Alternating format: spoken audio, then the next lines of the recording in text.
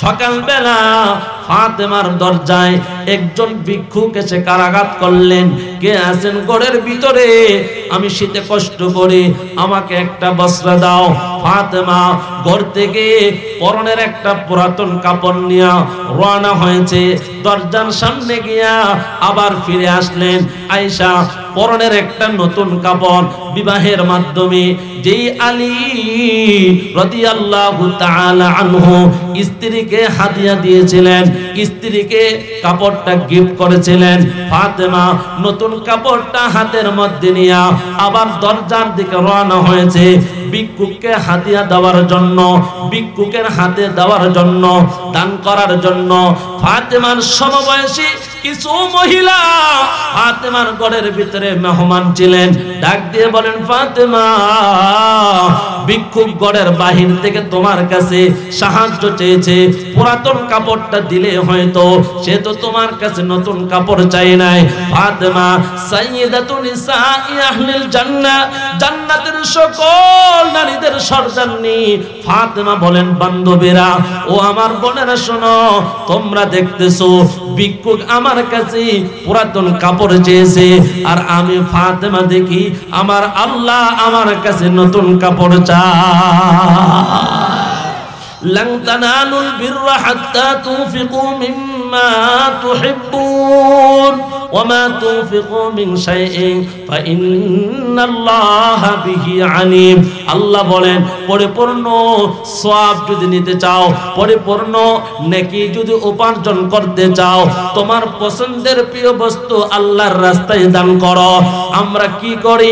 মাদ্রাসার জন্য দানের জন্য গেলে মসজিদের দান বাক্স আমাদের সামনে আসলে পকেট থেকে মানিব্যাগ বাহির করি, সবচাইতে ছোট, সবচাইতে সেরা, যেটার মধ্যে কষ্টিপ লাগানো, যেটা বাজারে দোকানে চলে না, যেটা সুটকিওয়ালা নেয় না, যেটা মাছ ওলা নেয় না, ওইটা আমরা দুই জায়গায় চালায়া দেই।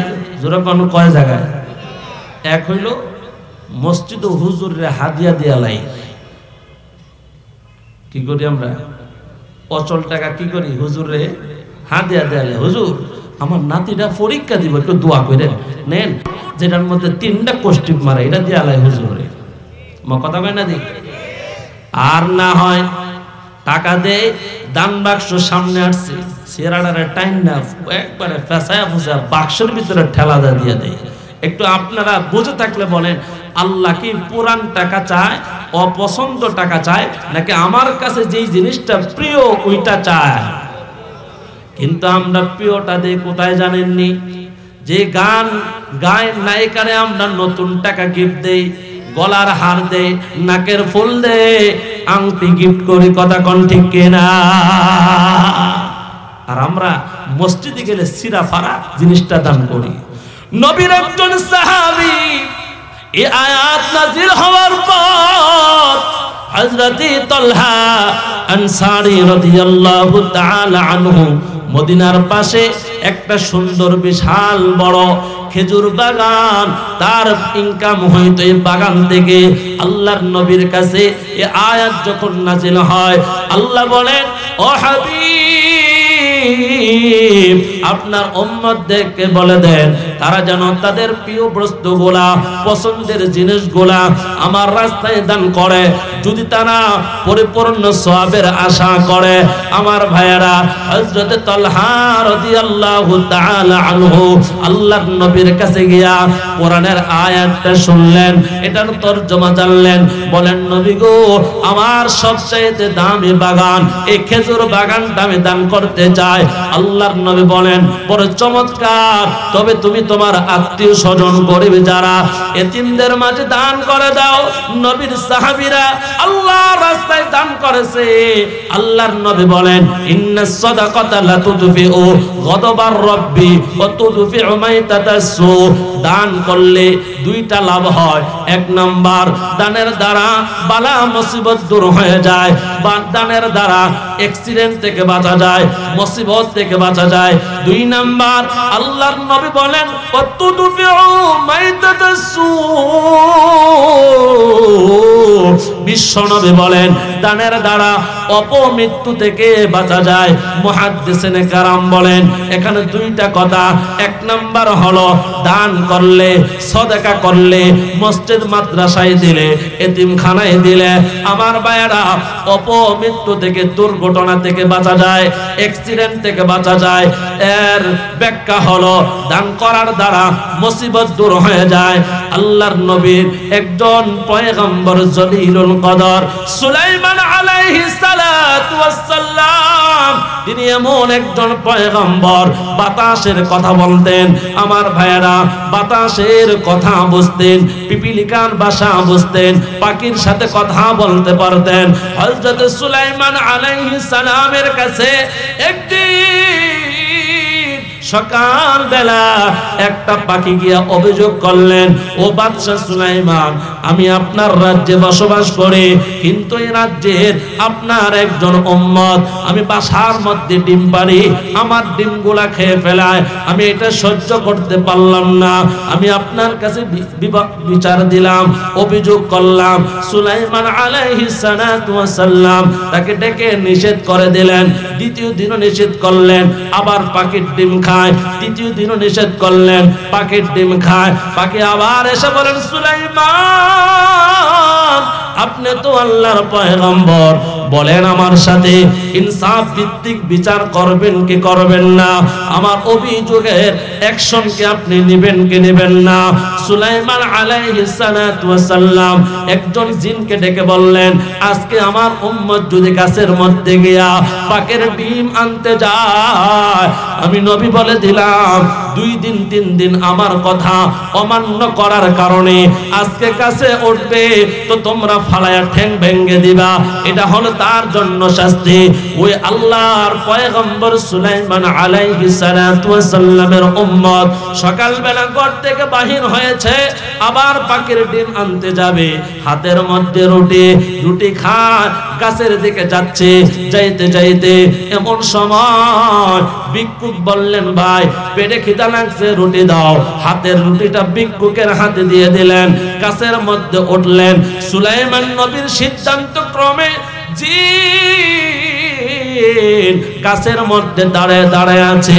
আজকে নবীর উম্মত ডিম ধরতে গেলে ফেলে ঠ্যাং ভেঙে ফেলবে, এটা হলো তার জন্য মুসিবত, এটা হলো তার জন্য শাস্তি। কিন্তু জিন জাতি সমস্ত শক্তি প্রয়োগ করিয়া ধাক্কা দেয়, গাছ নড়ে না, উম্মত পড়ে না। নবীর কাছে আবার আয়েশা বলেন, ও সুলাইমান, সমস্ত শক্তি প্রয়োগ করিয়া গাছকে নাড়া দিয়েছি, গাছ তো লড়তে পারে না। জিন বলেন, কি ব্যাপার, আমার সমস্ত শক্তি প্রয়োগ করে একটা পাতাও লড়তে পারে না, গাছ ডানে বামে যায় না, অথচ এমন তো হওয়ার কথা না। হযরত সুলাইমান আলাইহিস সালাম আল্লাহকে ডেকে বলেন, আল্লাহ, কারণটা আমি নবীও তো জানি না, একটু ব্যাখ্যা করে দাও। আল্লাহ তাআলা হযরত সুলাইমান আলাইহিস সালাতু ওয়াস সালামকে বলেন, তুমি জিন পাঠাইছো আমার বান্দার ঠ্যাং ভেঙে তাকে শাস্তি দেওয়ার জন্য, আর আমি আল্লাহ ওই ঠ্যাং সুস্থ রাখার সিদ্ধান্ত গ্রহণ করেছি। যেরকম সুবহানাল্লাহ। নবীর সাহাবী হযরত ওমর রাদিয়াল্লাহু তাআলা আনহু দূর থেকে লক্ষ্য করলেন, নিশ্চয়ই যেহেতু বিশাল বকরির পাল রয়েছে, ওই রাখালের মধ্যে হয়তোবা পানীয় জাতীয় কোনো কিছু থাকতে পারে, পানির পিপাসাটা অন্তত মিটানোর জন্য। আমিরুল মুমিনিন হযরত ওমর রাদিয়াল্লাহু তাআলা আনহু হেঁটে রাখালের কাছে এসে জিজ্ঞেস করলেন, ভাই তোমার কাছে পানি আছেন কিনা? রাখাল বললেন, প্রতি আমার কাছে পানি নাই। হযরত ওমর বলেন, আমি একজন মুসাফির। নিজের পরিচয় দিলেন না, তিনি যে রাষ্ট্রীয় প্রেসিডেন্ট হযরত ওমর। রাখাল বলেন, পানির ব্যবস্থা নাই। ওমর বলেন, তাহলে আমাকে একটু সাহায্য করো। কি সাহায্য করতে পারি প্রতি? বলে, তোমার বিশাল বকরির পালের মধ্যে যেই বকরির স্তনের মধ্যে দুধ রয়েছে, আমাকে যদি অনুমতি দাও, একটু দুধ দোহন করে পানি পান করে আমি আমার তৃষ্ণা মিটাইতে চাই। হযরত ওমর রাদিয়াল্লাহু তাআলা আনহু এই প্রস্তাব যখন রাখালকে দিলেন, ও ঢাকা টঙ্গীর মানুষ দিনের কান লাগায় কথাগুলো শ্রবণ করো। তার শিক্ষা নাই, দীক্ষা নাই, কিন্তু একটা রাখালের মধ্যে কত বড় আল্লাহর ভয় আছে। রাখাল বলে, হে প্রতীক, আমার মনিব, আমার মালিক আমাকে বকরির পাল চড়ানোর অনুমতি দিয়েছে, দায়িত্ব দিয়েছে। আমাকে বকরির স্তন থেকে দুধ দোহন করার অনুমতি আমাকে দেয় নাই। জোরে জোরে কন্যা সুবহানাল্লাহ। ওমর আশ্চর্য হইলে, আমার সাথে দরবেশগিরি, আমি হইলাম মদিনার প্রেসিডেন্ট, আচ্ছা দেখি তার মধ্যে তাকওয়া কতটুকু আছে, একটু পরীক্ষা করার জন্য ওমর তাকে একটা প্রস্তাব করলেন। বলবো? আমার যুবক ভাইয়েরা, খলিফাতুল মুসলিমিন হযরত ওমর রাদিয়াল্লাহু তাআলা আনহু বললেন, রাখাল, তোমার যে মনিব এই জায়গার মধ্যে, মরুভূমির মধ্যে তুমি আর আমি ছাড়া আর কেউ নাই। আমার তো তৃষ্ণা অনেক বেশি পেয়েছে, আমার তো তৃষ্ণা মেটানোর জন্য পানির প্রয়োজন। আমি তোমাকে একটা প্রস্তাব দেই, তুমি তা গ্রহণ করে নাও। রাখাল বললেন, প্রতি কি প্রস্তাব দিবেন? হযরত ওমর পকেট থেকে কিছু দিরহাম বাহির করে বললেন, এখানে কিছু টাকা আছে, নাও। এই টাকা দিয়ে তুমি তোমার প্রয়োজনীয় কাজে ব্যবহার করবে। বিনিময় বকরির পাল থেকে যে বকরির স্তনের মধ্যে দুধ আছে, আমাকে একটা বকরি বিক্রি করে আমাকে দিয়ে দাও। মালিক যদি জিজ্ঞেস করে, বলবা যে হিংস্র জানোয়ার বকরি খেয়ে ফেলছে, সমাধান হয়ে যাবে। আমার টঙ্গীর যুবক, ও বৃদ্ধ বাবা, পর্দার আড়ালের মা বোনেরা শোনো। রাখাল তখন বলে, প্রতীক, তুমি কোন মালিকের কথা, কোন মনিবের কথা বলো? আমার একজন মনিব, দুনিয়ার মনিব, ওই মনিবেরও একজন মনিব আছে, যিনি তোমারও মালিক, আমারও মালিক। দুনিয়ার সব মালিককে ধোঁকা দিলেও আমার আল্লাহকে ধোঁকা দেওয়া যায় না। আমি রাখাল হইতে পারি, তথাপি আমি আমার আল্লাহকে ভয় করে। জোরে করে সুবহানাল্লাহ। রাখাল বলতেছে, প্রতীক, আমার পেশা হইতে পারে বকরি চড়ানো, আমি একজন সাধারণ অশিক্ষিত কর্মচারী হইতে পারি, কিন্তু আমার মধ্যে কার ভয় আছে? জোরে বলেন। আর আমরা বর্তমানে যত বড় টুপি দেখা, ফাগরি দেখা দোকানে কর্মচারী রাখি, তারপরও দোকানের মধ্যে সিসি ক্যামেরার প্রয়োজন হয়। কথা কয় না কা? কি আপনাদের এলাকায় সিসি ক্যামেরা নাই? কর্মচারীর প্রতি যদি, সিকিউরিটি গার্ডের প্রতি যদি আত্মবিশ্বাস আমাদের পূর্ণ থাকতো, তাইলে কি এই সিসি ক্যামেরার কোনো প্রয়োজন হইতো? আমাদের দেশের মধ্যে অনেক মানুষ আছে পাঞ্জাবি, টুপি, এই লিবাস ধরে বড় বড় ক্রাইম করে। আমার যুবক ভাইয়েরা, সামনে আসতেছে 31 এবং 1, 2, 3, 4, 5, 6 আমাদের বিশ্ব টঙ্গীর ইজতেমা। কথা কোন ঠিক কিনা? আলেমদের তত্ত্বাবধানে হবে, আলেমদের পরিচালনায় হবে, শোরার নিজামিয়ার সিদ্ধান্ত সব কাজ পরিচালনা হবে। কিন্তু বড় আফসোস, এই টঙ্গীর ময়দানেও আমার কিছু ভাই না বুঝে ঘুমন্ত মানুষকে রক্তাক্ত করে শহীদ করে দিয়েছে। কথা বলেন ঠিক কিনা?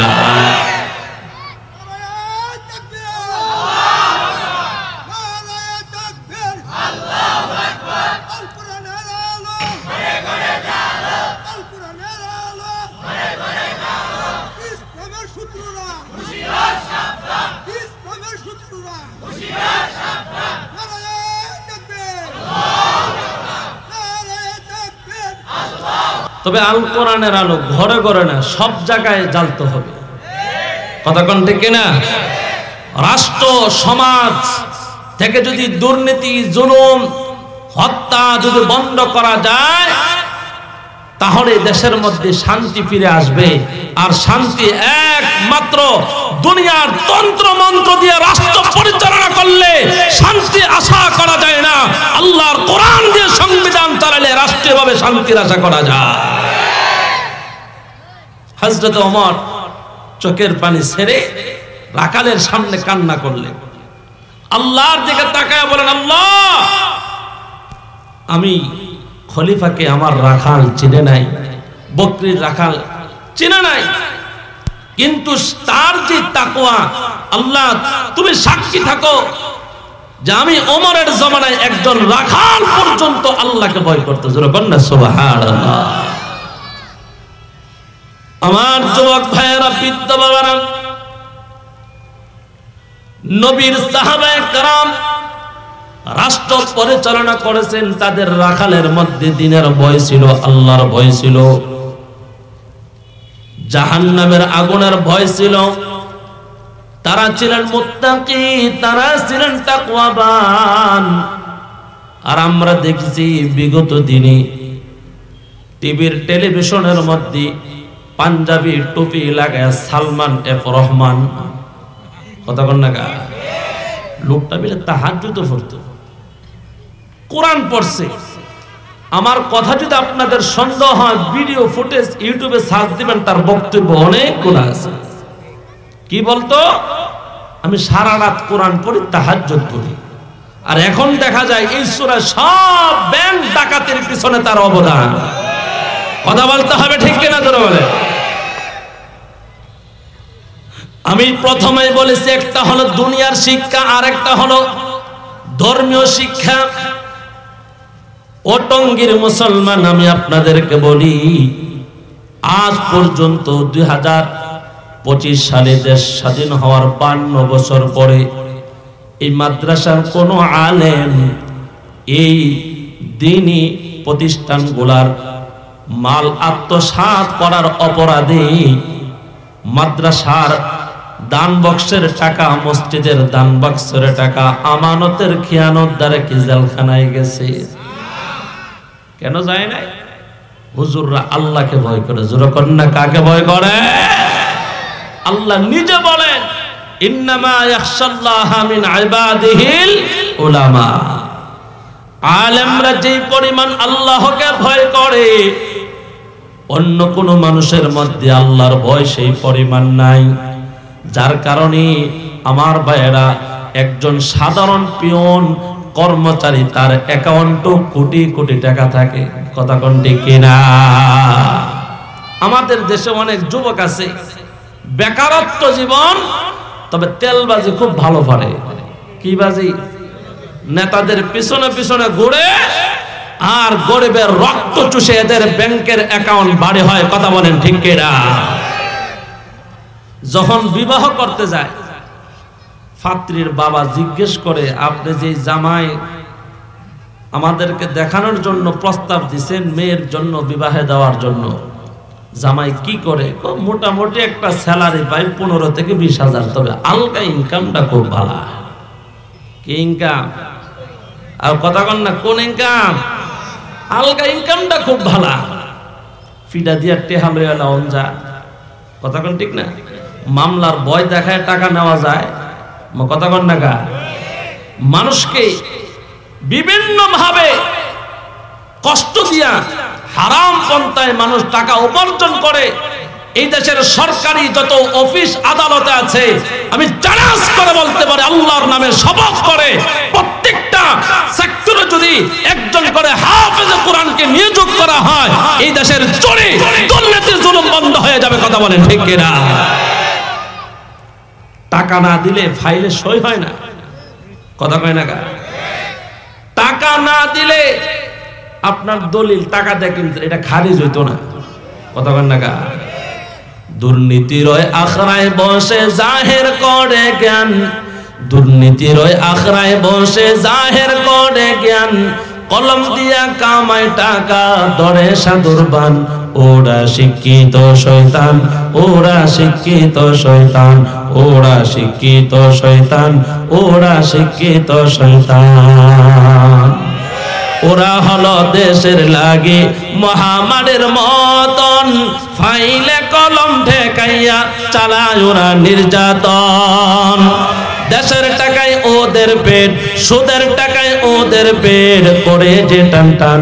ওরা শিক্ষিত শয়তান, ওরা শিক্ষিত শয়তান। আমার টঙ্গীর যুবক ভাইয়েরা, বৃদ্ধ বাবারা, দুনিয়ার জাগতিক শিক্ষার পাশাপাশি যদি আল্লাহর কোরআনের শিক্ষা প্রত্যেকেই যদি আমরা আমাদের ছেলে মেয়েদেরকে দিতে পারি, যত বড় ডাক্তার হোক, যত বড় ইঞ্জিনিয়ার হোক, যত বড় দুনিয়ার মধ্যে ডিগ্রি দানি হোক না কেন, আল্লাহর কোরআন তার সিনার মধ্যে থাকার কারণে, ধর্মীয় শিক্ষা থাকার কারণে এই লোকটা বড় অফিসার হলো, বড় রাজনীতিবিদ হলো, দেশের মানুষের হক নষ্ট করবে না, দেশের টাকা দেশের বাহিরে প্রচার করবে না। কথা বলেন ঠিক কিনা? সবাই বলেন আমরা আমাদের সন্তানদেরকে ধর্মীয় শিক্ষা দেওয়ার দরকার আছে না নাই? ধর্মীয় শিক্ষা আমাদের সন্তানগুলাকে যদি দিতে চাই, এই টঙ্গিয়ার মধ্যে অত্যন্ত সুনামধন্য প্রতিষ্ঠান জামিয়া ইসলামিয়া আকাইদে মদিনা এতিমখানা, এখানে নুরানি বিভাগ আছে, হেফজ বিভাগ আছে, আমার ভাইয়েরা কিতাবখানা আছে। আমরা যদি আমাদের সন্তানগুলাকে কোরআনের তালিম দেওয়ার জন্য এই মাদ্রাসায় 3 থেকে 4 বছর লেখাপড়া করায়, কিন্ডারগার্টেনে পড়ায়, কেজি স্কুলে পড়ায়, প্রাইমারিতে পড়ায়, হাই স্কুল পড়ায়, আমি বলি ও টঙ্গীর মা বাবারা শোনো, আল্লাহর নামের শপথ, আপনার সন্তান যখন কোরআনের জ্ঞান, ধর্মীয় জ্ঞান শিখবে, উস্তাদ তাকে শিখাইবে ধর্মীয় জীবনটা কিভাবে পরিচালনা করতে হয়, নামাজ কেমনে পড়তে হয়, জানাজার দোয়া কেমনে পড়তে হয়, ঈদুল আজহা ঈদুল ফিতরের দোয়া কেমনে পড়তে হয়, তারাবির নামাজের নিয়ত কেমনে করতে হয়, বিতরের নামাজে দোয়ায়ে কুনুত কিভাবে পড়তে হয়। আব্বা যখন মরে যায়, কান্নাকাটি করলে কোনো লাভ হবে না, বিলাপ করলে কোনো লাভ হবে না। ও সন্তানের মা বাবারা শোনো, সন্তানটারে যদি কোরআনের তালিম দিয়ে যাও, তোমার যখন সাকরাত আরম্ভ হবে, আল্লাহর আজরাইল যখন তোমার সামনে উপস্থিত হয়ে যাবে, সন্তান কান্নাকাটি করলে কোনো লাভ হবে না। ওই আল্লাহর কোরআন থেকে যদি সূরাতুল ইয়াসিন তেলাওয়াত করা যায়, সূরাতুল ইয়াসিন যদি পড়া যায়, আল্লাহর নবী বলেন সূরাতুল ইয়াসিন তেলাওয়াতের বদলতে আমার আল্লাহ ওই সাকরাত অবস্থায় মানুষের মৃত্যুর যন্ত্রণা কমাই দিবে। যখন সুবহানাল্লাহ। আমরা আমাদের সন্তানকে এই কোরআনের তালিম, কোরআনের শিক্ষা দেওয়া দরকার আছে না নাই? এই কোরআন সেই কোরআন, যে কোরআন ১৫০০ বছর আগে নবীর কাছে নাজিল হয়েছে। কথা বলেন ঠিক কিনা? কোনো পরিবর্তন হয় নাই, কোনো পরিবর্তন হয় নাই। ইমাম কুরতুবী রাহমাতুল্লাহি আলাইহি একটি ঘটনা উল্লেখ করেছেন। বাদশাহ মামুনুর রশিদের জামানায় রাজ দরবারের মধ্যে প্রতি বছর ধর্মীয় গুরুদেরকে দাওয়াত করে ধর্ম বিষয়ে আলোচনা করা হইত। ওইখানে ইহুদি ধর্ম, নাসারা, বৌদ্ধ সহ সমস্ত ধর্মের লোকেরা আসতেন। গুরু জানা, ধর্মীয় গুরু জানা সবাই এসে যার যার ধর্মের কথা বর্ণনা করতেন। বাদশাহ মামুন দেখেন একদিন তার রাজ দরবারে একজন ইহুদি পণ্ডিত খুব সুন্দর করে ধর্মের কথাগুলো উপস্থাপন করলেন। বাদশাহ মামুনুর রশিদ খাস কামরায় তাকে ডেকে বললেন, হে ইহুদি গুরু, তুমি একটা কাজ করো, তুমি ইসলাম ধর্ম গ্রহণ করো, তুমি মুসলমান হয়ে যাও। ইহুদি পণ্ডিত বলেন, আমি ধর্ম পরিত্যাগ করব না, ধর্মান্তরিত হব না, জন্মসূত্রে আমি ইহুদির ঘরে জন্মগ্রহণ করেছি। বাদশাহ মামুন তাকে একবার প্রস্তাব করলেন, কোন জোর করলেন না। 1 বছর পর আবার যখন রাজ দরবারের মধ্যে ধর্মীয় বিষয় নিয়ে আলোচনা করার জন্য প্রত্যেক ধর্মীয় গুরুদেরকে আহ্বান করা হলো, বাদশাহ মামুন লক্ষ্য করে দেখেন একজন ধর্মীয় গুরু আজকে কোরআন থেকে ফিকাহ থেকে এত সুন্দরভাবে মানুষকে ধর্ম সম্পর্কে বোঝাইলেন। সমস্ত মানুষ দেখে মুগ্ধ হইলেন কথাগুলো শুনে। তার চেহারা ছিল খুব চমৎকার। বাদশাহ মামুনুর রশিদ চিন্তা করলেন, গত বছর একজন তাওরাতের হাফেজকে এইভাবে সুন্দর করে বক্তব্য দিতে দেখেছি, আমার মনে হয় 1 বছর পরে একই ব্যক্তি আল্লাহর কোরআন থেকে মানুষকে নসিহত করতেছে। যেরকম সুবহানাল্লাহ। আপনাদের খেয়াল আছে এদিকে? আপনারা খেয়াল আছে এদিকে? মাশাআল্লাহ। একটু ডানে বামে মাথা ঘুরায়েন না, এমনি তো আসমান দেখা যায়। আপনারা যদি আবার ওদিকে তাকান তাহলে আমার মনোযোগ নষ্ট হয়। অসুবিধা হইতেছে কোনো? জোরে আওয়াজ করে বলেন আল্লাহু আকবার। বাদশাহ মামুনুর রশিদ খাস কামরার মধ্যে গত বছরের নেই, এই বছরও ইসলাম সম্পর্কে যেই ধর্মীয় পণ্ডিত সুন্দর করে আলোচনা করলেন, তাকে নিয়ে বললেন, গত বছর আমি একজনকে ইরাক দরবারে তাওরাত কিতাব থেকে সুন্দর সুন্দর বক্তব্য দিতে দেখেছি, কিন্তু হুবহুব আপনার চেহারার সাথে মিল। আমি তাকে ইসলাম ধর্ম গ্রহণ করার কথা বলেছিলাম, কিন্তু সে জন্মসূত্রে ইহুদির ঘরে জন্মগ্রহণ করেছে, এই জন্য ইসলাম ধর্ম গ্রহণ করে নাই। কিন্তু আমার মনে হচ্ছে আপনি মনে হয় ওই ব্যক্তি। তখন সাথে সাথে আল্লাহর বান্দা বলেন, বাদশাহ সত্যি আপনি আমাকে চিনতে পেরেছেন, আমি হইলাম সেই ইহুদি ধর্মের ধর্মীয় গুরু। বাদশাহ মামুন বলেন, আমি আপনাকে ইসলাম ধর্ম গ্রহণ করার কথা বললাম, আপনি আমাকে প্রত্যাখ্যান করেছেন, প্রস্তাব গ্রহণ করেন নাই। 1 বছর পর আপনি কিভাবে ইসলাম ধর্ম গ্রহণ করলেন? ওই ইহুদি তাওরাতের পণ্ডিত যিনি, তিনি বলেন, বাদশাহ শুনেন, আমি আপনার প্রস্তাব প্রত্যাখ্যান করার পর আমি প্রতিদিন আল্লাহর কোরআন নিয়ে গবেষণা শুরু করলাম। জোরে কন্যা সুবহানাল্লাহ। গোটা 30 পারা কোরআন আমি গবেষণা করলাম। আমি হইলাম পেশাগতভাবে একজন লেখক, বই বিক্রি করি, আমি নিজে কবিতা আবৃত্তি করি, এই বই বিক্রি করে আমি আমার সংসার চালাই। আমি সিদ্ধান্ত গ্রহণ করলাম, তাওরাত থেকে একটা কপি আমি লিখলাম, জাবুর থেকে একটা কপি লিখলাম, কোরআন থেকে একটা বনিয়ম বাহির করলাম।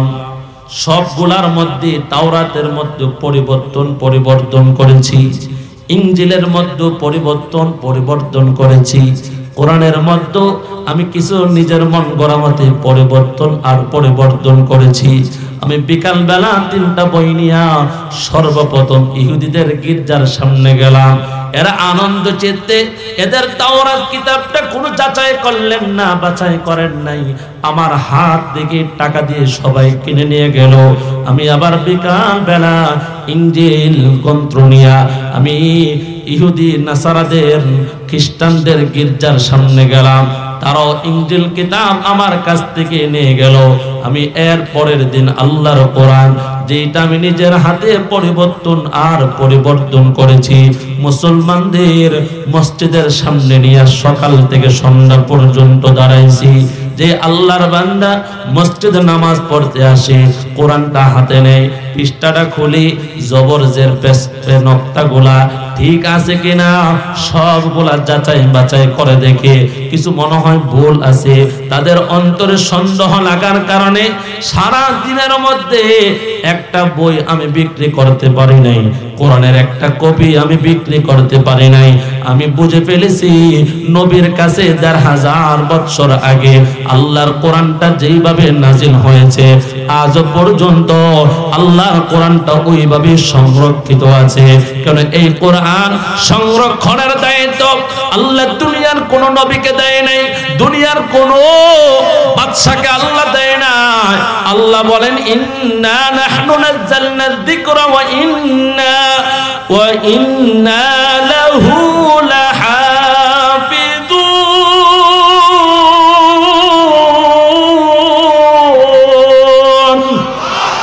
আল্লাহ বলেন কোরআন আমি নাজিল করেছি, কিয়ামত পর্যন্ত আমি কোরআনটারে হেফাজত করব।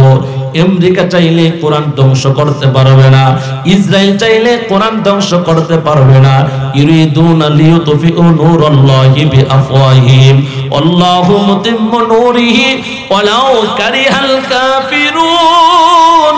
আল্লাহ বলেন এই কোরআনের নূর, কোরআনের আলো তাম পৃথিবীর মধ্যে, আরে জায়গায় জায়গায় কোরআন পড়ায়, জায়গায় জায়গায় মসজিদ ভাঙ্গে, দিল্লিতে মসজিদ ভাঙ্গে। আমার ভাইয়েরা দিল্লির মধ্যে, ভারতে দিল্লিতে আমার মুসলমানদের, আমার ভাইয়েরা বাবরি মসজিদ ভেঙ্গে রাম মন্দির নির্মাণ করা যায়, কোরআনের কপি পুড়িয়ে দেওয়া যায়। এই ফিলিস্তিনের মধ্যে বাইতুল আকসার মধ্যে বোমার আঘাতে কত কোরআন পুড়িয়ে দিয়েছে, কত কোরআন জ্বালিয়ে দিয়েছে। আহারে আল্লাহর কসম, আমার আল্লাহ পাপিষ্টদেরকে ছাড় দেয়। যে আমেরিকার মদদে, যে আমেরিকার অস্ত্রের সাহায্যে আমার ফিলিস্তিনে মজলুম মুসলমানদের উপর আক্রমণ করা হয়েছে, আগুন দেওয়া হয়েছে, বোমার আক্রমণ করা হয়েছে। আমার ফিলিস্তিনে মুসলমান আজ কিছু সময়ের ব্যবধানে মিষ্টি বিতরণ করে, আর আমেরিকায় আল্লাহ দাবানল আগুন জ্বালাইছে। কথা কোন ঠিক কিনা? আল্লাহ বলেন আমি ছাড় দেই, কিন্তু ইন্না বাতশা রাব্বিকা লাশাদীদ। নবী আপনি বলেন আপনার রবের পাকড়াও বড় কঠিন, আমি সহজে কাউকে ধরি না, ধরলে কাউকে ছাড়ে। আমেরিকা তাম পৃথিবীর সুপার পাওয়ার, স্যাটেলাইট ব্যর্থ হয়ে গেছে, ড্রোন ব্যর্থ হয়ে গেছে, এদের বিমান ব্যর্থ হয়ে গেছে, ফায়ার সার্ভিস ব্যর্থ হয়ে গেছে। আল্লাহ দাবানল আগুন জ্বালাইতে জ্বালাইতে হাজার কিলোমিটার বাড়ি ঘর ব্যবসা প্রতিষ্ঠান সব কিছু ছাই করে দিয়েছে। কথা বলেন ঠিক কিনা? যেই আল্লাহ পাপের কারণে, যেই আল্লাহ গুনাহের কারণে আমেরিকায় দাবানল আগুন জ্বালাইতে পারে, সেই আল্লাহ কি ঢাকাতে এসে আগুন ধরাইতে পারে কি পারে না? আপনাদের সকলের স্মরণ থাকা কথা, করোনা ভাইরাস কিন্তু সর্বপ্রথম চায়নাতে আক্রান্ত হয়েছিল। কথা বলেন না কেন? এই করোনা কি শেষ পর্যন্ত শুধু চায়নাতেই সীমাবদ্ধ ছিল না, তাম পৃথিবী ছড়িয়ে গেছে। আল্লাহ এক জায়গা থেকে সতর্ক বার্তা দেয়, দুনিয়ার মানুষকে জানায়া দেয় পাপ বন্ধ করো। ঢাকার রাজধানীতে 31 নাইটে যারা মদের বোতল আর নারী নিয়া রাতের বেলায় এনজয় করে, জিনা করে, ব্যভিচার করে, শহর নাপাক করে, আবারও যারা সামনে 14 ফেব্রুয়ারিতে ভালোবাসা দিবসের নামে আমার দেশে পাপের কাজ যারা এই দেশের মধ্যে উদযাপন করবে, জিনা করবে, তোমরা সতর্ক হও। এই জিনার কাছ থেকে, এই সমস্ত ইসলামী অপসংস্কৃতি থেকে বেঁচে না থাকলে আমার দেশও আল্লাহ দাবানল আগুন জ্বালাইতে পারে। কথা বলেন ঠিক কিনা? যুবক ভাইরা সচেতন হন। 14 ফেব্রুয়ারি ভালোবাসা দিবস, এটা কি মুসলমানদের জন্য পালন করা নাকি বয়কট করা? জোরে বলেন না। ভালোবাসা দিবস এই মুসলমানদের আবার কোন দিবস আছে? আমরা তো প্রতিদিন আমাদের প্রত্যেকের সাথে ভালোবাসা আদান প্রদান হয়। আমি আমার মাকে ভালোবাসি, আমি আমার আব্বাকে ভালোবাসি, আমি আমার বোনকে ভালোবাসি, আমি আমার স্ত্রীকে ভালোবাসি। আমাদের মধ্যে ভালোবাসা আছে না নাই? পুরাটা জীবনেই তো ভালোবাসা। কাদের জন্য একটা দিন ভালোবাসা দরকার? যারা প্রতিদিন, যেই নারীরা এক একজন পুরুষকে নিয়ে রাত কাটায়, যাদের গর্ভে সন্তান হলে নারী জানে না তার স্বামীকে সন্তান জানে না তার বাবাকে, তাদের জন্য ভালোবাসা দিবসের দরকার। আওয়াজ করে কথা বলেন ঠিক কিনা? আর আমরা তো বৈধভাবে মা বাবার ইজাব কবুলের মাধ্যমে, মা বাবার ইজাব কবুল মহারণা আদায় করার মাধ্যমে এই পৃথিবীর সৌন্দর্য ধারাবাহিকতা রক্ষা করার জন্য আমরা মুসলিম সন্তান এই দুনিয়াতে ভূমিষ্ঠ হয়েছি। আল্লাহর হুকুম বৈধভাবে সন্তান দুনিয়াতে বিস্তার করার জন্য যে উম্মত নিয়ে শেষ নবী একদিন গর্ব করবেন। আর সমাজের মধ্যে সন্তান ভূমিষ্ঠ হয়, তবে মেয়ে জানে না এই সন্তানের বাবাকে। কথা কোন ঠিক কিনা? দেখবেন 14 ফেব্রুয়ারির কিছুদিন পরে পত্রিকার পাতার মধ্যে বড় প্রথম পৃষ্ঠার মধ্যে বড় একটা নিউজ হয়। কি নিউজ? যে ঢাকা এমক জায়গায় ডাস্টবিনের স্তূপের মধ্যে মানুষের বাচ্চার লাশ পাওয়া গেছে। এটা কথা বলেন না রে ভাই? যেই দেশের মধ্যে অনেক দাম্পত্য আছে, তাদের জীবনে ছেলে মেয়ে হয় না, তারা লাখ লাখ টাকা অনেক সুযোগ সুবিধা দিয়ে গরিবের বাচ্চা কিনা নিজের সন্তান বলে লালন পালন করতে চায়। এরকম দাম্পত্য আছে না নাই? তাহলে ওই দেশের মধ্যে মানুষের বাচ্চার লাশ ডাস্টবিনের মধ্যে থাকে, ড্রেনের মধ্যে থাকে, কুকুরের মুখে থাকে। আমরা বলতে পারি, আমরা দেখেছি অতীতের ইতিহাস থেকে, এটা বৈধ কোনো মা বাবার সন্তান হতে পারে না। যারা অবৈধভাবে জিনা ব্যভিচার করেছে তাদের ফসল। কথা কোন ঠিক কিনা? আল্লাহ সমস্ত গুনাহ এবং অশ্লীলতা, জিনা থেকে, পাপ থেকে সমাজ এই দেশকে হেফাজত করেন। মহাব্বতের যুবক ভাইরা সকলে বলেন আমিন। পরপুরুষের সাথে আজি মিলামিশার দায়, তাই তো বিয়ের আগেও তাদের ছেলে মেয়ে হয়। পরপুরুষের সাথে আজি মিলামিশার দায়, তাই তো বিয়ের আগেও তাদের ছেলে মেয়ে হয়। পরে কোন মহাজন, পরে কোন মহাজন আসল বাবা পাই না খুঁজিয়া, তোরা দেখ দেখ রে চাহিয়া, ঘরে নারী রাস্তায় নামছে পর্দা সারিয়া। যারা পর্দার ভিতরে থাকে তাহলে তাদের এই সমস্ত দর্শন জিনা থেকে বেঁচে থাকা সহজ। কথা কোন ঠিক কিনা? আজ সমাজের মধ্যে বেপর্দা নারীর সাইলাব শহর গ্রামগঞ্জে সব জায়গায় ছড়িয়ে পড়ছে। এক শ্রেণীর নারীরা বলতেছেন, হুজুররা যে পর্দার কথা বলে, যদি রাষ্ট্রীয়ভাবে ইসলাম কায়েম হয়, প্রতিষ্ঠিত হয়, তাহলে আমরা নারীরা বুরকা ছাড়া, হাত মোজা পাও মোজা ছাড়া আর বাহির হইতে পারতাম না। কথা কোন ঠিক কিনা? এরা মনে করছে কি জানেন, বুরকার কথা বললে, পর্দার কথা বললে এইগুলা মনে হয় হুজুরদের মন গড়া কথা। আসলে সবাই বলেন বুরকা করে, ইজাব হিজাব পরে চলা এটা কার বিধান? জোরে বলেন না। পর্দা করে চলে এটা কার বিধান? আল্লাহর বিধান। নারীরা পর্দা করতে চায় না কেন? খালাতো ভাই মামাতো ভাইয়ের সাথে ফুষ্টি নুষ্টি আর করা যাইতো না। কথা কোন ঠিক কিনা? খালাতো ভাই মামাতো ভাই আরো চাচতো ভাই, শালি লয়া নাচে সাতায় আবার দুলাভাই। তাই বাবি পালাতে বড় লয়া, তাই বাবি পালাতে বড় লয়া, ভাইকে সারিয়া তোরা দেখ দেখ রে চাহিয়া, ঘরে নারী রাস্তায় নামছে পর্দা সারিয়া। আমার যুবক ভাইরা, পর্দার আড়ালের মা বোনেরা শোনো, হয়তোবা এই কথাগুলা তোমাদের অন্তরের ভিতরে অনেক টাচ করবে। মাগো কষ্ট পায়ো না। এই কথাগুলা সমাজের মধ্যে সব নারী খারাপ এই কথাটা আমি বলি না।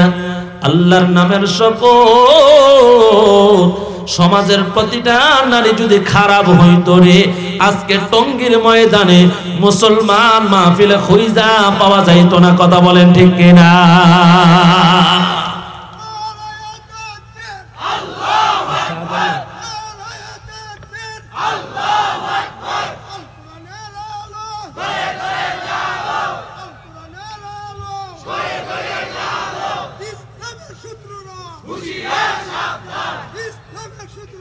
হুশিয়ার সাবধান, নারে তাকবীর, আল্লাহু আকবার, মাশাআল্লাহ। আমার ভাইয়েরা, পর্দা করার কথা বলা, এটা কি আমার বিধান না আমার আল্লাহর বিধান? নামাজ যেমন ফরজ, রোজা রাখা যেমন ফরজ, হজ করা যেমন ফরজ, যাকাত দেওয়া যেমন ফরজ, আমার ভাইয়েরা নারী পর্দা করে চলবে, এইটা আমার আল্লাহর বিধান ফরজ। ঠিক কিনা জোরা বলেন? আজ আপনার আমার বাসার মধ্যে দামি দামি পর্দা আছে, কথা কোন ঠিক কিনা? আমাদের ফ্ল্যাট বাসায়, আমাদের বিল্ডিং এ দামি দামি পর্দা আছে। রুচির পরিবর্তন হয়েছে আমাদের। এসিতে পর্দা, টিভিতে পর্দা, সোফাতে পর্দা, চেয়ারের মধ্যে, ফার্নিচারের মধ্যে পর্দা, মাগার যে নারীর গায়ে পর্দা থাকা দরকার সেই গায়ে পর্দা নাই, কথা কোন ঠিক কিনা? এদের আদর্শ হলো পরিমণি, কথা কয় না কা? এদের আদর্শ কারা? নায়িকা, নায়িকা, গায়িকা, নায়িকা গায়িকা যাদের জীবনের আদর্শ মডেল হবে, এরা তো ফাতেমার সাথে জান্নাতে থাকতে পারবে। কথা বলেন না কেন, ঠিক কি না? সাইয়্যিদাতু নিসাই আহলিল জান্নাহ, জান্নাতের সকল নারীদের সর্দারনি ফাতেমার বিবাহ হয়েছে হযরত আলী রাদিয়াল্লাহু তাআলা আনহুর সাথে। আলী হলেন গরীব, আলী হলেন দারিদ্র। আল্লাহর নবী সামান্য কিছু হাদিয়া দিলেন বিবাহের মাধ্যমে। আমার ভাইয়েরা, লক্ষ কোটি টাকা কাবিননামা হয় নাই, সামান্য টাকায় আলীর সাথে জান্নাতের সর্দারনি ফাতেমার বিবাহ হয়ে গেল। গভীর রাত্রিতে, গভীর রাত্রিতে যখন স্বামী আর স্ত্রীর, আমার ভাইয়ারা, বাসর রাত শেষ হয়ে গেল, সকালবেলা ফাতেমার দরজায় একজন ভিক্ষুক এসে কারাঘাত করলেন। কে আছেন ঘরের ভিতরে? আমি শীতে কষ্ট করি, আমাকে একটা বস্ত্র দাও। ফাতেমা ঘর থেকে পরনের একটা পুরাতন কাপড় নিয়ে রওনা হয়েছে। দরজার সামনে গিয়া আবার ফিরে আসলেন। আয়েশা পরনের একটা নতুন কাপড় বিবাহের মাধ্যমে যেই আলী রাদিয়াল্লাহু তাআলা আনহু স্ত্রীকে হাদিয়া দিয়েছিলেন, স্ত্রীকে কাপড়টা গিফট করেছিলেন, ফাতেমা নতুন কাপড়টা হাতের মধ্যে নিয়ে আবার দরজার দিকে রওনা হয়েছে ভিক্ষুককে হাদিয়া দেওয়ার জন্য, ভিক্ষুকের হাতে দেওয়ার জন্য, দান করার জন্য। ফাতেমার সমবয়সী কিছু মহিলা ফাতেমার ঘরের ভিতরে মেহমান ছিলেন।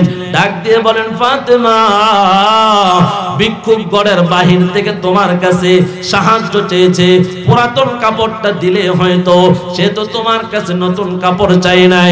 ফাতেমা সাইয়্যিদাতু নিসাই আহলিল জান্নাহ, জান্নাতের সকল নারীদের সর্দারনি ফাতেমা বলেন, বান্ধবীরা ও আমার বোনেরা শোনো, তোমরা দেখতেছো ভিক্ষুক আমার কাছে পুরাতন কাপড় চেয়েছে, আর আমি ফাতেমা দেখি আমার আল্লাহ আমার কাছে নতুন কাপড় চায়। লান তানালুল বিররা হাত্তা তুনফিকু মিম্মা তুহিব্বুন ওয়া মা তুনফিকু মিন শাইইন ফাইন্নাল্লাহা বিহি আলিম। আল্লাহ বলেন, পরিপূর্ণ সওয়াব যদি নিতে চাও, পরিপূর্ণ নেকি যদি উপার্জন করতে চাও, তোমার পছন্দের প্রিয় বস্তু আল্লাহর রাস্তায় দান করো। আমরা কি করি? মাদ্রাসার জন্য দানের জন্য গেলে, মসজিদের দান বাক্স আমাদের সামনে আসলে পকেট থেকে মানিব্যাগ বাহির করি, সবচাইতে ছোট, সবচাইতে সেরা, যেটার মধ্যে কষ্টিপ লাগানো, যেটা বাজারে দোকানে চলে না, যেটা সুটকিওয়ালা নেয় না, যেটা মাছ ওয়ালা নেয় না, ওইটা আমরা দুই জায়গায় চালায়া দেই। যেরকম কয় জায়গায়? এক হইল মসজিদ ও হুজুরে হাদিয়া দিয়া লাই। কি করি আমরা? অচল টাকা কি করি? হুজুরে হাদিয়া দেয়ালে, হুজুর আমার নাতিটা পরীক্ষা দিব, একটু দোয়া করেন, নেন, যেটার মধ্যে 3টা কষ্টিপ মারে, এটা দিয়া লাই হুজুরে। কথা কয় না দিক? আর না হয় টাকা দে, দান বাক্স সামনে আসছে, সেরাডারে টাইম না একবারে ফেসায়া ফুসা বাক্সের ভিতরে ঠেলা দিয়ে দেয়। একটু আপনারা বুঝে থাকলে বলেন, আল্লাহ কি পুরান টাকা চায় অপছন্দ টাকা চায় নাকি আমার কাছে যেই জিনিসটা প্রিয় ওইটা চায়? কিন্তু আমরা প্রিয়টা দিয়ে কোথায় জানেননি? যে গান গায়ের নায়িকারে আমরা নতুন টাকা গিফট দেই, গলার হার দেই, নাকের ফুল দেই, আংটি গিফট করি, কথা কোন ঠিক কিনা? আর আমরা মসজিদে গেলে সিরা ফারা জিনিসটা দান করি। নবীর একজন সাহাবী এই আয়াত নাযিল হওয়ার পর হযরত তালহা আনসারী রাদিয়াল্লাহু তাআলা আনহু মদিনার পাশে একটা সুন্দর বিশাল বড় খেজুর বাগান, তার ইনকাম হইতো এই বাগান থেকে। আল্লাহর নবীর কাছে এই আয়াত যখন নাযিল হয়, আল্লাহ বলেন, ও হাবিব, আপনার উম্মতদেরকে বলে দেন তারা যেন তাদের প্রিয় বস্তুগুলা, পছন্দের জিনিসগুলা আমার রাস্তায় দান করে। যদি তারা পরিপূর্ণ সওয়াবের আশা করে, আমার ভাইয়েরা, হযরত তালহা রাদিয়াল্লাহু তাআলা আনহু আল্লাহর নবীর কাছে গিয়া কোরআনের আয়াতটা শুনলেন, এটার তরজমা জানলেন। বলেন, নবী গো, আমার সবচাইতে দামি বাগান, এই খেজুর বাগানটা আমি দান করতে চাই। আল্লাহর নবী বলেন, বড় চমৎকার, তবে তুমি তোমার আত্মীয় স্বজন গরিব যারা এতিমদের মাঝে দান করে দাও। নবীর সাহাবীরা আল্লাহর রাস্তায় দান করেছে। আল্লাহর নবী বলেন, ইন্নাস সাদাকাতা লা তুদফিউ গদবার রাব্বি ওয়া তুদফিউ মাইতাতাসু। দান করলে দুইটা লাভ হয়। এক নাম্বার, দানের দ্বারা বালা মুসিবত দূর হয়ে যায়, বা দানের দ্বারা অ্যাক্সিডেন্ট থেকে বাঁচা যায়, মুসিবত থেকে বাঁচা যায়। দুই নাম্বার, আল্লাহর নবী বলেন, ওয়া তুদফিউ মাইতাতাসু। বিশ্বনবী বলেন, দানের দ্বারা অপমৃত্যু থেকে বাঁচা যায়। মুহাদ্দিসিনে কেরাম বলেন, এখানে দুইটা কথা। এক নাম্বার হলো, দান করলে, সদকা করলে, মসজিদ মাদ্রাসায় দিলে, এতিমখানায় দিলে, আমার ভাইয়েরা, অপমৃত্যু থেকে, দুর্ঘটনা থেকে বাঁচা যায়, অ্যাক্সিডেন্ট থেকে বাঁচা যায়। এর ব্যাখ্যা হলো, দান করার দ্বারা মুসিবত দূর হয়ে যায়। আল্লাহর নবীর একজন পয়গম্বর জলিলুল কদর সুলাইমান আলাইহিস সালাতু ওয়াস সালাম, তিনি এমন একজন পয়গম্বর, বাতাসের কথা বলতেন। আমার ভাইয়েরা, বাতাসের কথা বুঝতেন, পিপিলিকার ভাষা বুঝতেন, পাখির সাথে কথা বলতে পারতেন। হযরত সুলাইমান আলাইহিস সালামের কাছে একদিন সকাল বেলা একটা পাখি গিয়া অভিযোগ করলেন, ও বাদশা সুলাইমান, আমি আপনার রাজ্যে বসবাস করি, কিন্তু এই রাজ্যের আপনার একজন উম্মত, আমি বাসার মধ্যে ডিম পারি, আমার ডিমগুলা খেয়ে ফেলায়, আমি এটা সহ্য করতে পারলাম না। আমি আপনার কাছে বিচার দিলাম, অভিযোগ করলাম। সুলাইমান আলাইহিস সালাতু ওয়াস সালাম তাকে ডেকে নিষেধ করে দিলেন। দ্বিতীয় দিনও নিষেধ করলেন, আবার পাখির ডিম খায়। তৃতীয় দিনও নিষেধ করলেন, পাখির ডিম খায়। পাখি আবার এসে বলেন, সুলাইমান, আপনি তো আল্লাহর পয়গম্বর, বলেন আমার সাথে ইনসাফ ভিত্তিক বিচার করবেন কি করবেন না? আমার অভিযোগের অ্যাকশন কি আপনি নেবেন কি নেবেন না? সুলাইমান আলাইহিস সালাতু ওয়াস সালাম একজন জিনকে ডেকে বললেন, আজকে আমার উম্মত যদি গাছের মধ্যে গিয়া পাখির ডিম আনতে যায়, আমি নবী বলে দিলাম 2 দিন 3 দিন আমার কথা অমান্য করার কারণে আজকে কাছে উঠবে, তো তোমরা ফালায়া ঠ্যাং ভেঙে দিবা। এটা হলো তার জন্য শাস্তি। ওই আল্লাহর পয়গম্বর সুলাইমান আলাইহিস সালাতু ওয়াস সালামের উম্মত সকালবেলা ঘর থেকে বাহির হয়েছে, আবার পাখির ডিম আনতে যাবে, হাতের মধ্যে রুটি খায়, গাছের দিকে যাচ্ছে। যাইতে যাইতে এমন সময় ভিক্ষুক বললেন, ভাই পেটে খিদা লাগছে, রুটি দাও। হাতের রুটিটা ভিক্ষুকের হাতে দিয়ে দিলেন, গাছের মধ্যে উঠলেন। সুলাইমান নবীর সিদ্ধান্ত ক্রমে দিন গাছের মধ্যে দাঁড়ায় দাঁড়ায় আছে। আজকে নবীর উম্মত ডিম ধরতে গেলে ফেলে ঠ্যাং ভেঙে ফেলবে, এটা হলো তার জন্য মুসিবত, এটা হলো তার জন্য শাস্তি। কিন্তু জিন্দাতি সমস্ত শক্তি প্রয়োগ করিয়া ধাক্কা দেয়, গাছ নড়ে না, উম্মত পড়ে না। নবীর কাছে আবার আয়েশা বলেন, ও সুলাইমান, সমস্ত শক্তি প্রয়োগ করিয়া গাছকে নাড়া দিয়েছি, গাছ তো লড়তে পারি না। জিন বলেন, কি ব্যাপার, আমার সমস্ত শক্তি প্রয়োগ করে একটা পাতাও লড়তে পারি না, গাছ ডানে বামে যায় না, অথচ এমন তো হওয়ার কথা না। হযরত সুলাইমান আলাইহিস সালাম আল্লাহকে ডেকে বলেন, আল্লাহ, কারণটা আমি নবীও তো জানি না, একটু ব্যাখ্যা করে দাও। আল্লাহ তাআলা হযরত সুলাইমান আলাইহিস সালাতু ওয়াস সালামকে বলেন, তুমি জিন পাঠাইছো আমার বান্দার ঠ্যাং ভেঙে তাকে শাস্তি দেওয়ার জন্য, আর আমি আল্লাহ ওই ঠ্যাং সুস্থ রাখার সিদ্ধান্ত গ্রহণ করেছি। জোরে কোন সুবহানাল্লাহ, আল্লাহু আকবার, জোরে বলেন। সুলাইমান নবী আল্লাহর বলেন, আল্লাহ ঠিক আছে, আমি আমার উম্মতের ঠ্যাং ভাঙ্গা শাস্তি দেওয়ার জন্য জিন বাহিনী পাঠাইছি, আপনি আমার উম্মত আপনার বান্দার ঠ্যাং সুস্থ রাখার সিদ্ধান্ত গ্রহণ করার কারণটাকে একটু জানতে পারি। আপনারা জানা দরকার আছে না নাই? জানতে রাজি আছে না নাই?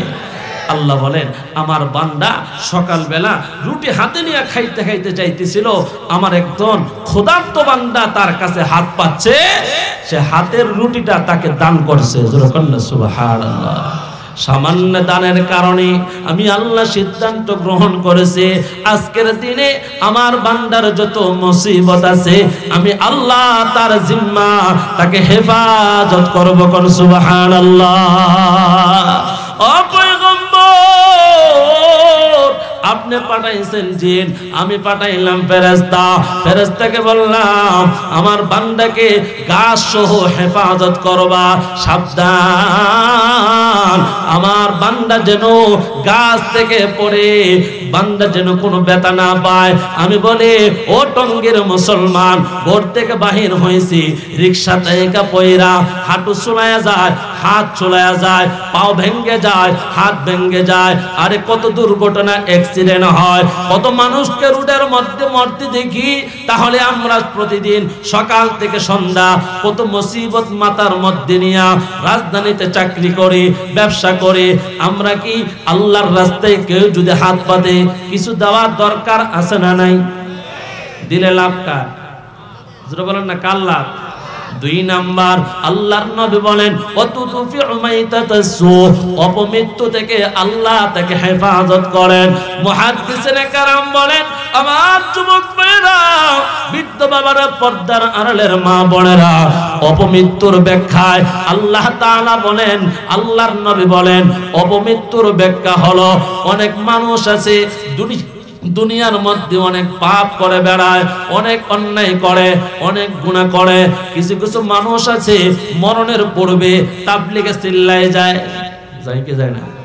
মাশাআল্লাহ, 3 চিল্লা দিয়া দাড়ি রাইখা পাঞ্জাবি পয়রা, আরে আগে যেরকম পাপ করত এখন কোনো পাপে যায় না, শুধু তাহাজ্জুদ, নামাজ, দান, দক্ষিণা আর মসজিদ মাদ্রাসায় চিল্লা দিয়া দিয়া যাকি বাকি জীবনটা কাটাইতে চায়। মানুষ তাকে বলেন, এই যে লোকটারে দেখছো, সে আগে মদ খাইতো, আগে এই টেন্ডারবাজি করত, আগে সাদাবাজি করত, আগে মানুষকে হত্যা করত, এখন তাবলীগে গিয়া এই লোকটা আল্লাহর ওলি হয়ে গেছে। কথা কোন ঠিক কিনা? এমন মানুষের অভাব নাই। আসতেছে সামনে 31 জানুয়ারি বিশ্ব ইজতেমা, সিদ্ধান্ত গ্রহণ করেন, যাদের ফ্যামিলির মধ্যে কোনো কাজ নাই, সংসারের মধ্যে কোনো কাজ নাই, চাকরি করেন না, ব্যবসা করেন না, যারা বিড়ি টাইনা সময়টা নষ্ট করেন, 3 দিনে তাবলীগে যান, বিড়ি খাওয়ার অভ্যাস পরিবর্তন হয়া হাতের মধ্যে তাসবিহ নিয়া লা ইলাহা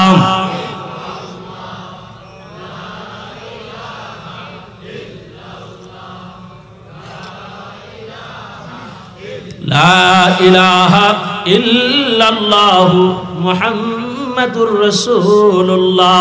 হাতের বিড়ি পড়ে যাবে তো হাতের মধ্যে তাসবিহ আসবে, জবানে জিকিরের আওয়াজ শোনা যাবে। কথা বলেন ঠিক কিনা?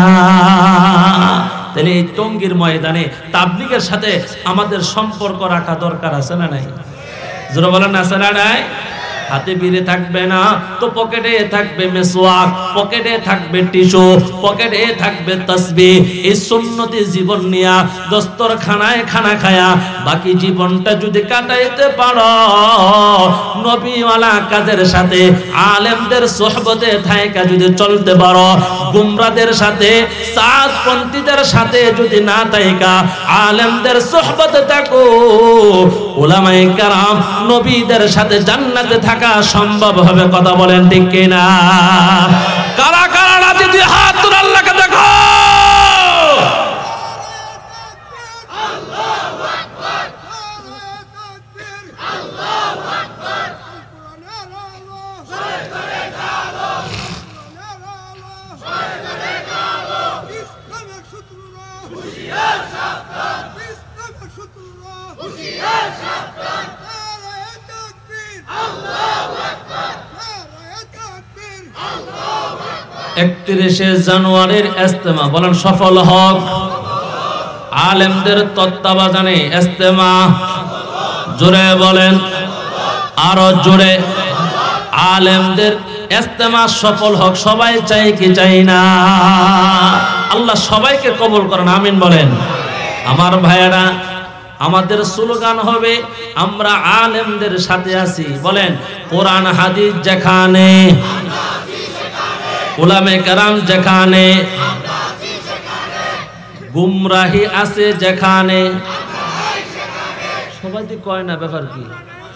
বলেন না, গুমরাহি আছে যেখানে। আরে গুমরা কারা? যারা মাথায় পাগড়ি, পরনে লম্বা জামা পরিধান করে ঘুমন্ত মানুষকে হত্যা করে, এরা কোনদিন নবীওয়ালা কাজ করতে পারে না। কথা বলেন ঠিক কিনা? এরা হলো সন্ত্রাস বাহিনী, তারা ঘুমন্ত মানুষকে শহীদ করে দিয়েছে। কথা বলেন ঠিক কিনা? এই জন্যে আমাদের সাথে আলেম আছে, আমাদের সাথে মোল্লা আছে, আমাদের সাথে মুফতি আছে, যারা স্লোগান দেয়। আমরা বলি যে মোল্লারা টাকা খায় তারা আছে, যার কাছে এলেম আছে তারা নাই। কথা কোন ঠিক কিনা? কি রাগ করতেছে? যারা টাকা খায় বিক্রি হয় এই গুমরাহি মৌলবীরা আছে। আর যাদের কাছে আমাদের বাইতুল মুকাররমের খতিব আল্লামা আব্দুল মালিক দামাত বারাকাতুহুল আলিয়ার মতন এরকম এলেমওয়ালা মানুষ তো তোমাদের সাথে নাই। কথা কোন ঠিক কিনা? তাহলে আমরা কাদের সাথে আছি? এটা পিছনের তারা বলেন না, কাদের সাথে আছি? আল্লাহ কবুল করেন। আর জোরে বলেন। আমার যুবক ভাইয়েরা, দান করলে 1 নাম্বার মুসিবত দূর হয়, বুঝতে পারলাম। 2 নাম্বার নবী বলেন অপমৃত্যু থেকে বাঁচা যায়। অপমৃত্যু কোনটা? মুহাদ্দিসিনে কেরাম বলেন। খারাপ লাগতেছে আপনারা? কষ্ট হইতেছে? অপমৃত্যু বলা হয় আমার ভাইয়েরা যার জীবনে তওবা নসিব হয় না। একটা মানুষ সারা জিন্দেগি বড় গুনাহ করে জাহান্নামে হয়ে মৃত্যুবরণ করে, এই মানুষটার মৃত্যু হলো অপমৃত্যু। মুহাদ্দিসিনে কেরাম বলেন অন্যায় করেছে, গুনাহ করেছে, অপরাধ করেছে, তাবলীগ গিয়া, নজরুল ইসলাম কাসিমি দামাত বারাকাতুহুল আলিয়া তাফসীর গিয়া, মাহফিল গিয়া, আলেমদের বয়ান শুনিয়া চোখের পানি সেরে সেরে যারা কান্না করেছে, আল্লাহ 50 বছর পর্যন্ত গুনাহ করছি, 60 বছর গুনাহ করছি, 70 বছর পর্যন্ত পাপ করেছি। আল্লাহ গো, যতদিন দুনিয়ার মধ্যে বেঁচে থাকবো আর জিন্দেগিতে কোনো ধরনের পাপ করব না। তওবা করলে একটু মহাব্বতে বলেন না, গুনাহ গুনাহ মাফ করে দিবেন কে? সবাই বলেন আমাদের আমল নামে গুনাহ আছে না নাই? একটু চোখ বন্ধ করেন, একটু ডানে বামে না তাকায়া আমার সাথে মহাব্বতে 2টা হাত উঠায় ডাক দেন আল্লাহ। আমার যুবক ভাইরা, ও মুরব্বী বাবারা, জানি না আজকের এই ময়দানে বসা কার জীবনের জন্য যেন শেষ বসা হয়ে গেছে। গুনার কথা স্মরণ করিয়া তোবার নিয়তে মহাব্বতে দুইটা ফোঁটা চোখের পানি ছাড়িয়া একটু মায়া লাগায় ডাক দেন, ইয়া আল্লাহ। খালি হাতে আসিয়াছি,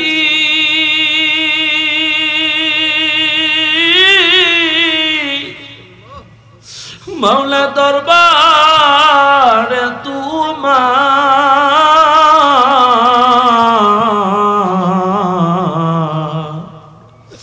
গুনাহ ছাড়া কোনো কিছু নাই যে আমার। ডাকতেন আল্লাহ আমাদের সবাইকে মাফ করে দেন। আল্লাহ আমাদের তওবাওয়ালা জিন্দেগি দান করেন। আল্লাহ আমাদের ডান হাতে আমলনামা দান করেন। আয় আল্লাহ আলেমদের পরামর্শ নিয়ে সুন্নতি জিন্দেগি দান করেন। হাত নামান। এ জীবনে না করিলাম বন্দেগি,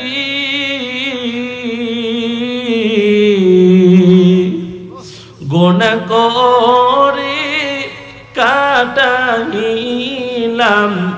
জিন্দেগি। সবাই বলেন, গুনাহ করে কাটাইলাম জিন্দেগি, তওবা করে আবার তওবা ভাঙ্গিলাম। একটু বলেন না আল্লাহ। তওবা করার নিয়ত আমাদের আছে না নাই? তওবা করার দরকার আমাদের আছে না নাই? আজ আমাদের হাতে চোখে সব জায়গায় গুনাহ লেগে আছে। আজকের এই মজলিসে হতে পারে আল্লাহর এমন কোন খাস বান্দা আছে যার ওসিলা আমাদের সকলের তওবা কবুল হতে পারে। পারে কি পারে না? জোরে বলেন, পারে কি পারে না? আমার ভাইরা, যুগ শ্রেষ্ঠ একজন মুহাদ্দিসের কথা বলি, আব্দুল্লাহ ইবনে মুবারক রাহমাতুল্লাহ আলাইহি। তিনি হজ করতে গেছেন। হজ তওয়াফ করে তিনি একদিন বাইতুল্লাহতে শায়িত ঘুমায় আছেন। ঘুমের মধ্যে স্বপ্নে দেখেন ফেরেশতা দুইজন ঝগড়া করতেছে। কয়জন ফেরেশতা? একটু কথা বলেন, কয়জন? একজন আরেকজনকে জিজ্ঞেস করে যে এই বছর কয়জন হাজী হজ করতে আসছে? তো আরেক ফেরেশতা বলতেছেন 6 লক্ষ হাজী এবার হজ করতে আসছে। যেরকম না সুবহানাল্লাহ। তো ফেরেশতা জিজ্ঞেস করে 6 লক্ষ হাজীর মধ্যে কয়জনের হজ কবুল হয়েছে? কয় একজনের। নাম কি? বলে তার নাম হলো আলী ইবনে মুওয়াফিক। আল্লাহ তাআলা এই একজনের উসিলায় বাকি 6 লক্ষ হাজির হজ আল্লাহ কবুল করে নিয়েছে। ডান দিকের তারা সুবহানাল্লাহ কইতেন না আপনারা? কথাটা মনে বুঝেন নাই? হাজি কয়জন? 6 লাখ। কবুল হয়েছে কয়জনের? একজনের উসিলায় আল্লাহ 6 লক্ষ হাজির হজ কবুল করে নিয়েছে। ফেরেশতা জিজ্ঞাসা করে এই লোকটা কারা? ও তার নাম হলো আলী ইবনে মুওয়াফিক, বাড়ি কই? দামেস্কে। আব্দুল্লাহ ইবনে মুবারক রাহমাতুল্লাহ আলাইহির ঘুম ভেঙে গেছে। তিনি ঘুম থেকে জাগ্রত হইয়া হজের কাজ সম্পূর্ণ কইরা হজ শেষ হলে আমরা কোথায় যাই? বাড়িতে। তিনি বাড়িতে না, সোজা দামেস্কে রওনা হয়েছে। সুবহানাল্লাহ কর না? গিয়ে তালাশ করে দেখে যে নাম আলী ইবনে মুওয়াফিক, তার পেশা কি জানেন?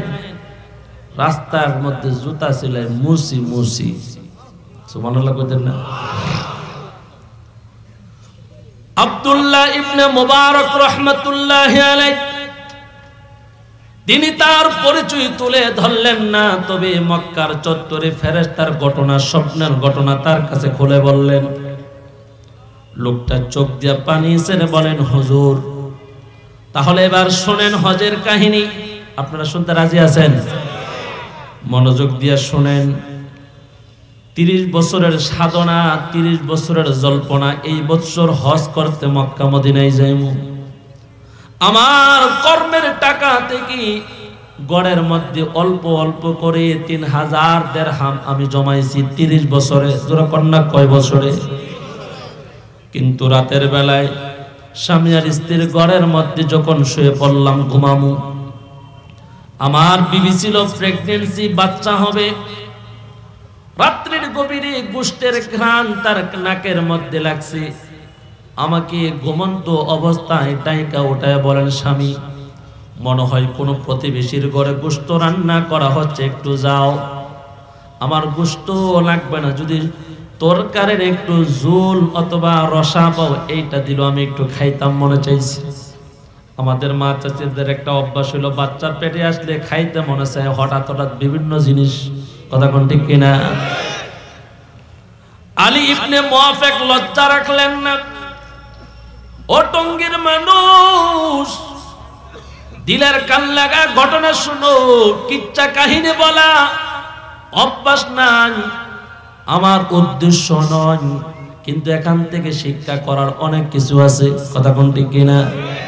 স্বামী ঘরের দরজা খুইলা দেখে কোন ঘরে গোশত রান্না করা হয়। প্রতিবেশীর ঘরের মধ্যে রাতের গভীরে গোশতের পাতিল বসা। ঘরের দরজায় কারাঘাত করলেন, ভিতর থেকে বললেন, কে? বলেন, আমি তোমার প্রতিবেশী আলী ইবনে মুআফিক। কি ব্যাপার, কি চান? বলে, তোমার ভাবি অসুস্থ, তোমার বোনটা অসুস্থ, একটু গোশত যদি দাও। অসুস্থ মহিলা খাবে, রাত্রের গভীরে আমাকে পাঠাইছে। লজ্জা না রেখে আমি তোমার কাছে আসছি, আশা নিয়ে তুমি একটু গোশত দিবে, না হয় ঝোল দিবা। মহিলা বলেন, ঠিক আছে, আপনি আমার কাছে আসছেন, তবে শোনেন, আমি পাতিলার মধ্যে যে মাংস রান্না করার জন্য বসাইছি এটা আমার জন্য হালাল হলো, আপনার জন্য এটা হালাল হবে না। কন্যা আল্লাহু আকবার।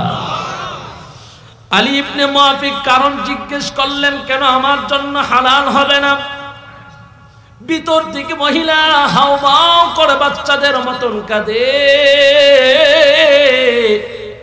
আলী ইবনে মুআফিক তার কান্নায় বেকুল হয়ে গেলেন। তিনি বলেন, হুজুর, আমিও মহিলার কান্না দেখে সহ্য করতে পারলাম না। বললাম, মহিলা গো, কেন কাঁদো? আগে আমাকে কারণটা বলো, কিসের কারণে কান্না করো? ওই মহিলা বলেন, ভাই, কিছুদিন পূর্বে আপনার ভাইটা দুনিয়া থেকে ইন্তেকাল চলে গেছেন। 7 দিন পর্যন্ত ঘরের ভিতরে রান্না করার মতন, চুলার মধ্যে বসাইবার মতন কোনো কিছু খাবার নাই। সন্তানগুলো প্রতিদিন কাঁদে, দিনের বেলাও কান্না করে, রাতের বেলাও কান্না করে। আমি তো মা, আমি সন্তানের কান্না সহ্য করতে পারি না। মুখ লজ্জায় মানুষের কাছে হাত পাততে যাই না। কার কাছে যাব? এই শহরে আমার আপনজন কেউ নাই। একটু মহাব্বতে বলেন না আল্লাহু আকবার। সবাই বলেন না, যার কেউ নাই তার কে আছে। আর জোরে বলেন না, যখন তোমার কেউ ছিল না তখন ছিলাম আমি, এখন তোমার বাড়ি গাড়ি সব হয়েছে, পর হইলাম আমি। আর বলেন না, আপন কে? আর জোরে বলেন না, আমাদের সকলের হায়াতের মালিক কে? অভাবে পড়লে কোন জিনিসের প্রয়োজন হইলে চাইতে হবে কার কাছে? ইয়াকা না'বুদু ওয়া ইয়াকা নাস্তাঈন। আল্লাহ, তোমারই ইবাদত করে তোমার কাছেই চাই। কথা কোন ঠিক না? নদীর পার ভাঙ্গে ওপার গড়ে, এই তো নদীর খেলা। সকাল বেলার দনির তুই ফকির সন্ধ্যা বেলা। ঠিক না? আজকের ক্ষমতা আগামীকাল না থাকতে পারে, আজকের টাকা আগামীকাল না থাকতে পারে। এই জন্য নিয়ামত পাইলে শুকরিয়া আদায় করতে হবে কার? আর যারা বলেন না, শুকর আদায় করলে নিয়ামত বাড়াই দেয় কে? ওই মহিলা কান্না করে বলেন, ভাই, 7 দিন পর্যন্ত বাচ্চার কান্না সহ্য করতে না পেরে শহরের পাশ থেকে মৃত গাদার গোশত আমি মা লজ্জা না রেখে রাতের আদার নিয়ে আসছি। আমার এতিম সন্তান, ক্ষুধার্ত সন্তানের মুখে একটু গোশতে তুলে দেব বলে আলী ইবনে মুআফিক ঘরের দরজায় কান্না করেন, আর কিছুই বললেন না। ঘরের মধ্যে আসলেন, বিবিকে বললেন, বিবি রে, সকাল বেলা ভাবছিলাম হজ করার জন্য, মক্কা মদিনা জিয়ারত করার জন্য রওনা দেব। আমার হজ করা লাগবে না, এটাই আমার হজ। 30 বছরে যে টাকা জমাইছি ডিব্বাটা কই, তাড়াতাড়ি দে। মহিলা স্বামীর হাতে 3000 দিরহামের টাকা তুলে দিলেন। আলী ইবনে মুআফিক পিছনের দিকে তাকাই না, আসমানের দিকে তাকায়া একটা ডাক দিছে, আল্লাহ। জোরে বলেন না আল্লাহ। এটাই আমার হাত। তুমি তো আমার অন্তরের বেদনার খবর জানো। আমার নিয়ত ছিল হজ করতে যাইমু, আমি হজ করার প্রয়োজন মনে করি নাই। এতিম বাচ্চাদেরকে লালন পালন করা দরকার মনে করছি, প্রতিবেশীর হক মনে করছি। 3000 দিরহাম মহিলার হাতের মধ্যে দিয়া বলে, মাগো এটাই আমার হজ, ও বোন এটাই আমার হজ। এই দিরহামগুলো তোমার সন্তানের পিছনে লালন পালন করার পিছনে খরচ করবা। এই কথা বলে যখন চোখের পানি ছেড়ে কান্না করে আব্দুল্লাহ ইবনে মুবারক রাহমাতুল্লাহি আলাইহি, তিনি চোখের পানি ছেড়ে ছেড়ে কান্না করে বলেন, ভাই তুমি আমার চিনছুনি, আমি হইলাম জামানার বুজুর্গ হযরতে আব্দুল্লাহ ইবনে মুবারক। জোরে কন্না সুবহানাল্লাহ। এই কথা শোনার পর আল্লাহর বান্দা চিৎকার মেরে অজ্ঞান হয়ে যায়। আমি যেই কথাটা বুঝাইতে চাইছি, একজন মাত্র দান করছি, এতিমদের মুখে খানা তুলে দিছে।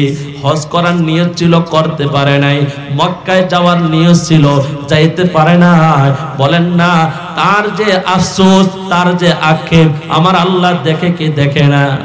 যারা বলেন না আল্লাহ মনের খবর জানে কি জানে না? ইন্নাহু ওয়া আসিরু কাওলাকুম আও ইজহারু বি ইন্নাহু আলিমুম বিযাতিস সুদূর। আল্লাহ বলেন, গোলাম তোমার কথা গোপনে বলো আর প্রকাশ্যে বলো। আল্লাহর কাছে যদি হাত উঠায়া ইমাম সাহেব যদি জুড়ে জুড়ে চায়, আর আপনি যদি জোহরের নামাজ পড়া মুখের আওয়াজটা বড় করলেন না, অন্তর দিয়ে আল্লাহ আল্লাহ আল্লাহ কয়া ডাকেন, বলেন না অন্তরের ডাক আর দিলের ডাক শুনেন কে? আর যারা বলেন না দেখেন কে? রে বান্দা, এই জন্য আল্লাহর কাছে মনে মনে নিয়ত করো হজ করার, মনে মনে নিয়ত করার, দান করার, মনে মনে নিয়ত করো ভালো কাজ করা। ভালো কাজের নিয়ত করলেই লাভ।